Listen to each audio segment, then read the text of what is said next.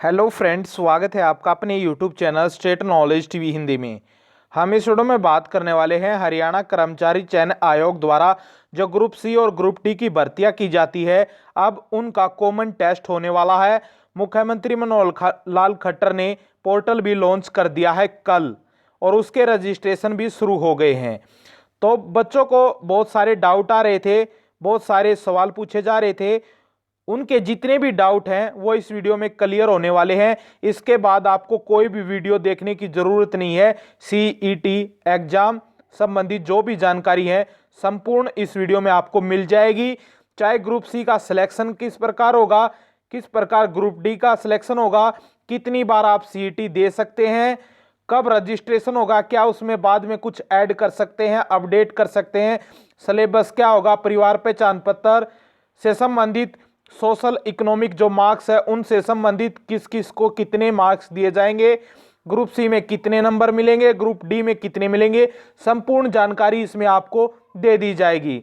और यदि आप चैनल के साथ नए जुड़े हैं तो चैनल को सब्सक्राइब जरूर कीजिएगा और इस वीडियो को शेयर करना है आपको, ताकि सभी बच्चों के जो डाउट है वो क्लियर हो सके और वो आसानी से पढ़ सके और पेपर में अच्छा रैंक ले सके, ताकि उनका सिलेक्शन हो सके।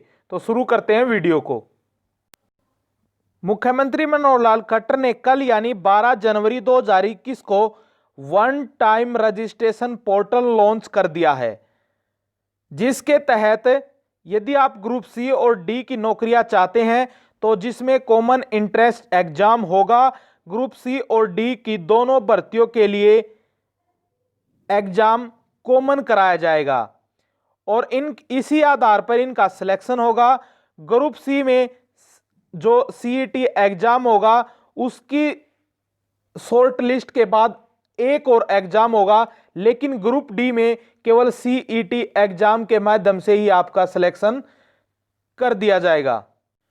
आपके रजिस्ट्रेशन 12 जनवरी से लेकर 31 मार्च 2021 तक रजिस्ट्रेशन होने वाले हैं। लेकिन यदि आप बाद में कुछ अपडेट करना चाहते हैं, यदि आपने कोई डिप्लोमा वगैरह किया है बाद में, तो आप अपडेट कर सकते हैं, लेकिन नया रजिस्ट्रेशन नहीं कर सकते। और इसका एग्जाम जून में दिया गया है, टेंटेटिव डेट जारी की गई है सरकार की तरफ से, और जिनका एग्जाम जून में ले सकती है सरकार, नहीं तो जून जुलाई और अगस्त तक आपका एग्जाम करा लिया जाएगा सरकार द्वारा।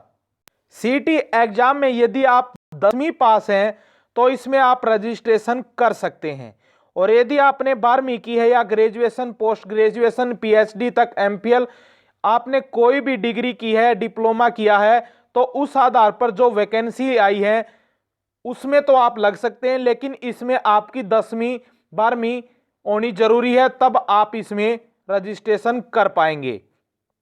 यदि आप ग्रुप सी और ग्रुप डी की दोनों भर्तियों के लिए इंटरेस्टेड हैं, केवल 2 भर्तियों के लिए ग्रुप सी और डी के लिए आप इसमें रजिस्ट्रेशन कर सकते हैं। यदि आप रजिस्ट्रेशन करना चाहते हैं सीईटी एग्जाम के लिए, यानी वन टाइम रजिस्ट्रेशन करना चाहते हैं, तो सीईटी एग्जाम के लिए परिवार पहचान पत्र अनिवार्य है। अभी तो इसमें यस और नो के दोनों ऑप्शन आ रहे हैं, लेकिन आगे आने वाले दिनों में जो नो का ऑप्शन है वो हटा दिया जाएगा, यानी आपको परिवार पहचान पत्र बनवाना जरूरी है। यदि परिवार पहचान पत्र में कुछ गलतियां हैं तो वो ठीक करवा लीजिए, क्योंकि जैसे ही आप परिवार पहचान पत्र आईडी देते हैं, उस आधार पर जो आपने परिवार पहचान पत्र में अपना नाम वगैरह, फादर नेम, जो भी डाटा, डेट ऑफ बर्थ दिया है, उसी आधार पर आपका डेट ऑफ बर्थ वगैरह, आधार कार्ड, सब कुछ वैसे ही उठा लिया जाएगा। तो उसमें कुछ गलतियां नहीं होनी चाहिए, वरना आपको प्रॉब्लम हो सकती है। और यदि आपने अभी तक भी अपना परिवार पहचान पत्र नहीं बनवाया है या अपडेट नहीं करवाया है तो आपको प्रॉब्लम हो सकती है, आप एग्जाम तक नहीं दे सकते। इस सीईटी एग्जाम के लिए जो फीस रखी गई है वो जर्नल की फीस रखी गई है 500 रुपये, और सीईटी एग्जाम की जो वैलिडिटी रहने वाली है वो 3 साल तक रहने वाली है।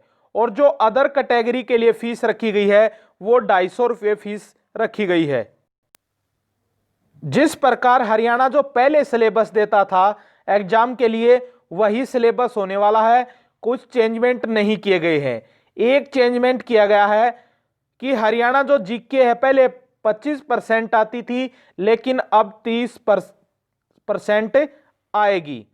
75% जो जनरल जीके थी वो इंग्लिश, हिंदी या अदर जो सब्जेक्ट थे, अब वो 70%, और जो हरियाणा जीके है वो 30% आएगी। कुल मिलाकर ये 100% हो गया एग्जाम के लिए। इसमें सबसे पहला सवाल उठता है कि हमने रजिस्ट्रेशन कर देते हैं और 2021 में, यानी जब अभी रजिस्ट्रेशन चल रहे हैं, यदि आपने 1 साल बाद कोई रिप्लाई या डिप्लोमा किया है तो उसको भी ऐड कर सकते हैं आप कभी भी, लेकिन नया रजिस्ट्रेशन आप नहीं कर सकते। 1 साल में आप केवल एक बार ही रजिस्ट्रेशन कर पाएंगे, वरना यदि आप जॉब नहीं लगे हैं तो केवल आपको एक बार ही रजिस्ट्रेशन करना होगा 3 साल के लिए। और यदि आप जॉब लग गए हैं तो आप यदि दूसरी बार कोई जॉब चाहते हैं तो दोबारा रजिस्ट्रेशन करना होगा। अब बात कर लेते हैं कि सिलेक्शन प्रोसेस क्या होने वाला है। एक एग्जाम होगा, कॉमन एग्जाम होगा ग्रुप सी और ग्रुप डी का। 100 नंबर का एग्जाम होगा, जिसमें यदि सोशल जो इकोनॉमिक्स मार्क्स हैं, ग्रुप सी के लिए 5 नंबर रखे गए हैं और ग्रुप डी के लिए 10 नंबर रखे गए हैं। इन नंबरों को आपके सीईटी एग्जाम में रिजल्ट आने के बाद तुरंत जोड़ दिया जाएगा। अब बात कर लेते हैं कि आपका सिलेक्शन कैसे होगा। आपका सिलेक्शन 2 तरीके से होगा। एक तो यदि आप ग्रुप डी में भर्ती होना चाहते हैं तो जैसे ही ग्रुप डी की वैकेंसी आई और आपने सीईटी एग्जाम दे रखा है और आपका रैंक 10,000 में है और ग्रुप डी की भर्ती आ गई 20,000, तो आपको डायरेक्ट उठा लिया जाएगा और डायरेक्ट आपका सिलेक्शन कर दिया जाएगा सीईटी एग्जाम के अकॉर्डिंग या बेस के आधार पर ही, जो आपने रैंक लिया है सीईटी एग्जाम में। और दूसरा तरीका है ग्रुप सी की जॉब के लिए। यदि आपने सीईटी एग्जाम दिया है और क्लर्क की भर्ती आ गई वैकेंसी 5,000, तो पहले वाले जो 15,000 हैं, यानी 3 गुना बच्चों को शॉर्ट लिस्ट किया जाएगा जो एलिजिबिलिटी रखते हैं क्लर्क के लिए। फिर उनका अलग से एग्जाम लिया जाएगा 15,000 का, उसमें से केवल 5,000 जो वैकेंसी आई हैं उन्हीं का सिलेक्शन होगा और 10,000 जो बचे हैं 15,000 लिए थे उनको वापिस सीईटी में रख दिया जाएगा। उनका कोई अन्य भर्ती आएगी तो उनमें सिलेक्शन होगा। और यह सिलेक्शन कैटेगरी वाइज दिया जाएगा, क्योंकि यदि जर्नल ने टॉप किया तो जितनी भी वैकेंसी जर्नल की है पहले जर्नल के टॉप बच्चे बुलाए जाएंगे, और साथ में जो बीसीए की जितनी भी वैकेंसी है, बीसीए के, एससी की, किसी भी कैटेगरी की कितनी भी पोस्ट हैं, तो उस आधार पर रैंक के हिसाब से ऊपर ऊपर के बच्चे बुलाए जाएंगे ग्रुप सी के एग्जाम के लिए। और डी के लिए तो डायरेक्ट ही सिलेक्शन कर दिया जाएगा सीईटी एग्जाम के बेस के आधार पर ही। यदि आपने एक बार नौकरी ले ली, मान लीजिए यदि आपका सिलेक्शन डायरेक्ट ग्रुप डी में हो गया तो, या ग्रुप सी में हो गया, तो आपका रैंक सीईटी से हटा दिया जाएगा। यानी यदि आपका सिलेक्शन ग्रुप डी में हो गया और 1 महीने के बाद आपकी क्लर्क की वैकेंसी आ गई, तो उसमें आप अप्लाई नहीं कर पाएंगे, क्योंकि आपने दोबारा रजिस्ट्रेशन करना होगा और दोबारा से आप एग्जाम दे पाएंगे 2022 में।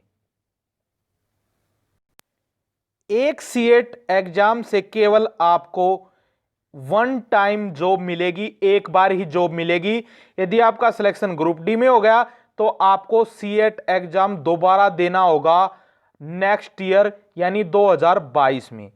और यदि आपने पहले भर्ती जैसे कि ग्राम सचिव की आ गई, अभी एग्जाम हुआ है, मान लीजिए कि कैनाल पटवारी की है या किसी और भर्ती आ गई इस एग्जाम के बाद, यदि आपका उसमें सिलेक्शन हो गया और उससे भी बड़ी जॉब आ गई, तो आपको दोबारा सीईटी एग्जाम देना होगा, दोबारा रैंक हासिल करना होगा।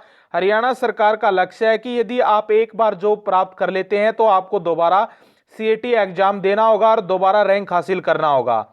हरियाणा सरकार चाह रही है कि हर घर में एक सरकारी नौकरी हो।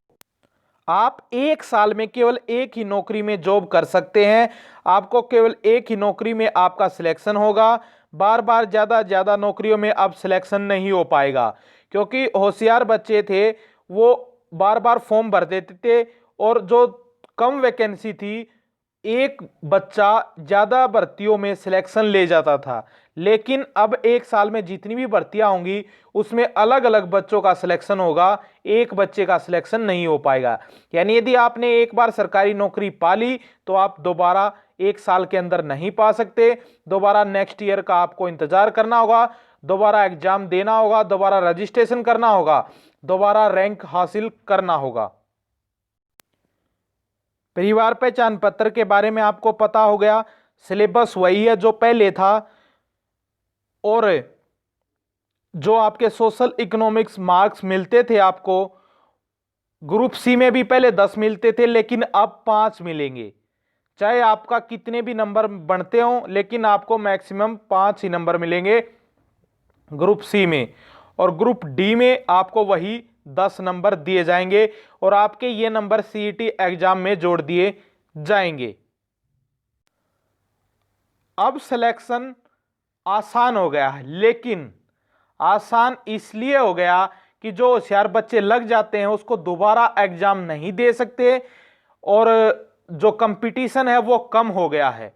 जो टॉप बच्चे हैं वो 3 गुना ही बुलाए जाएंगे, और कम वैकेंसी है 30 से लेकर 150 से लेकर 300 तक, तो इसमें केवल 5 गुना ही बच्चे बुलाए जाएंगे। और आप जो सोशल इकोनॉमिक्स मार्क्स के लिए और सेल्फ अंडरटेकिंग देते थे, अब वो आपको तहसीलदार से वेरीफाई करवाना होगा। जिस प्रकार से आपने हरियाणा पुलिस में किया था मजिस्ट्रेट से, उसी प्रकार से अब भी आपको वही करना होगा, वही प्रोसेस। तहसीलदार के साइन वगैरह आपको वहां पर करवाने होंगे, तब आपको 5 नंबर और 10 नंबर सोशल इकोनॉमिक के मिलेंगे, वरना आपको नहीं दिए जाएंगे यदि आपने वहां से उसको अटेस्टेड वगैरह नहीं करवाया तो। और वही आपके सभी के डॉक्यूमेंट लगने वाले हैं जो पहले थे। ओरिजिनल मार्कशीट आपको अपलोड करनी होगी, न कि कॉपी। सारी डिटेल उसमें फिल कीजिए अच्छी तरह। वैसे तो आप बाद में भी अपडेट कर सकते हैं, कुछ गलतियां हो जाएं, और नहीं तो पहले ही आप ध्यान से देखिए और उसको अपडेट करने का हमको मौका ही ना मिले, पहले ही ठीक कर देते हैं हम। आप अब आपके मन में ये डाउट हो रहा होगा कि हम सीईटी जो एग्जाम है वो दे देंगे, तो लेकिन हमें सिलेक्शन प्रोसेस के लिए कितना रैंक हासिल करना होगा, यानी रैंक कितना लें कि ताकि हमारा एक साल के अंदर अंदर सिलेक्शन हो जाए। तो उसकी भी जानकारी आपको दे देते हैं कि पिछले 5 साल में हरियाणा सरकार ने 1 लाख वैकेंसी निकाली थी, जिसमें आपकी यदि आप एवरेज के हिसाब से लगा के देखें तो 20,000 पर ईयर एवरेज लगा के रखें। तो यह बात है कि यदि आप ग्रेजुएशन हैं तो आप 20,000 से कम रैंक लाते हैं तो 1 साल के अंदर आपका सिलेक्शन हो सकता है। 100% नहीं कह रहा, लेकिन 99.9% आपका सिलेक्शन हो सकता है। और यदि आप 20,000 से ज्यादा रैंक लाते हैं तो आपका नेक्स्ट ईयर में चांस हो सकता है, वरना यदि दोबारा एग्जाम हुआ तो दोबारा से रैंक आ जाएंगे बच्चों के और आप पीछे फिर दोबारा हो जाएंगे। यानी यदि आप, क्योंकि ये साल में एक बार करवाने वाली है हरियाणा सरकार, और उन्होंने कहा कि आगे आने वाले जो साल हैं उसमें 2 बार भी हो सकता है, यानी जो बच्चे अपना रैंक बढ़ाना चाहते हैं वो बढ़ा सकते हैं। अब आपके मन में डाउट होगा कि यदि हमने 2021 में एग्जाम दिया और हमारे 70 नंबर आ गए और हमारा रैंक आया 5,000वां, और हम दोबारा एग्जाम देना चाहते हैं, दोबारा रजिस्ट्रेशन करके ही आप दोबारा एग्जाम दे सकते हैं। तो यदि हमने दोबारा एग्जाम दिया और हमारे मार्क्स बने 80, हमारा रैंक आ गया 4,000वां, तो हमारा 4000वां रैंक माना जाएगा या 5000वां। तो ये डाउट है आपका, केवल 4000वां रैंक माना जाएगा, 5000वां नहीं। और यदि आपका रैंक कम भी आ जाता है, यदि 5000 की बजाय 6000 आ जाता है, 7000 आ जाता है, तो फिर आपका एग्जाम 2021 में यानी अब दोगे। यदि पहले कम है तो कम माना जाएगा, और बाद में यदि ज्यादा है तो कम माना जाएगा, यानी बढ़िया प्रोसेस माना जाएगा। अच्छा, इसमें आप कितनी बार एग्जाम दीजिए, यदि आपने पहले रैंक अच्छा हासिल किया है तो वही रैंक माना जाएगा, न कि बाद वाले ईयर वाला। और यदि बाद में अच्छा रैंक हासिल किया तो पिछले वाला नहीं माना जाएगा, अगले वाला। कुल मिलाकर हरियाणा सरकार ये चाह रही है कि यदि आप अच्छा रैंक ले तो पिछले वाला सीईटी कैंसिल कर दिया जाएगा, आपका न्यू अच्छा रैंक माना जाएगा। तो इसी कारण से सभी बच्चों के सिलेक्शन हो सकते हैं। यदि ग्रुप डी में या ग्रुप सी में जैसे कि 5000 अलग अलग वैकेंसी आती हैं एक ईयर में, तो उनका सिलेक्शन हो जाएगा। और भी यदि सीईटी एग्जाम संबंधित आपको कोई सवाल है तो आप कमेंट बॉक्स के माध्यम से पूछ सकते हैं, या state knowledge TV Hindi 0@gmail.com पर आप पर्सनली ईमेल कर सकते हैं हर जानकारी के लिए। इस वीडियो को आपको शेयर करना है और चैनल को सब्सक्राइब करना है हर जानकारी पाने के लिए। तो हरियाणा मुख्यमंत्री मनोहर लाल खट्टर ने ये अच्छी पहल की है, एक इतिहास रचा है कि सभी को सरकारी नौकरी जो देने का वादा किया था वो पूरे करने जा रही है। बस अब आपको पढ़ाई करनी है, अच्छा सिलेक्शन, अच्छा रैंक हासिल करना है।